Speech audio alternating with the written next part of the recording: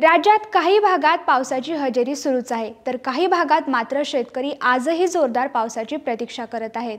त्यातच आता हवामान विभागाने पुढील 5 दिवस राज्यातील काही भागात जोरदार पावसाचा अंदाज वर्तविला आहे। हवामान विभागाने आज म्हणजेच 2 ऑगस्टला कोकण आणि मध्य महाराष्ट्राच्या घाटमाथ्यावर अनेक भागात जोरदार पावसाचा अंदाज दिला आहे।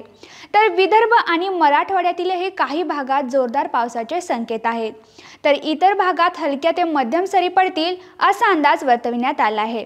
उद्या मात्र राज्यातील बहुतांश भागात पावसाचा अंदाज आहे। मध्य महाराष्ट्रातील सातारा आणि पुणे जिल्ह्यात अनेक ठिकाणी अतिजोरदार पावसाचा रेड अलर्ट देण्यात आला आहे, तर कोकणातील सिंधुदुर्ग, रत्नागिरी आणि रायगड जिल्ह्यात अनेक ठिकाणी जोरदार पावसाचा ऑरेंज अलर्ट आहे। तर ठाणे आणि मुंबई जिल्ह्यात काही ठिकाणी जोरदार पावसाचा येलो अलर्ट देण्यात आला आहे। मध्य महाराष्ट्रातील कोल्हापूर, नाशिक, नगर, धुळे, जळगाव आणि नंदुरबार जिल्ह्यात बहुतांश ठिकाणी जोरदार पावसाचा येलो अलर्ट देण्यात आला आहे। तर मराठवाड्यातील छत्रपती संभाजीनगर, जालना, बीड, परभणी, हिंगोली आणि नांदेड जिल्ह्यातही अनेक ठिकाणी जोरदार पावसाचा अंदाज आहे।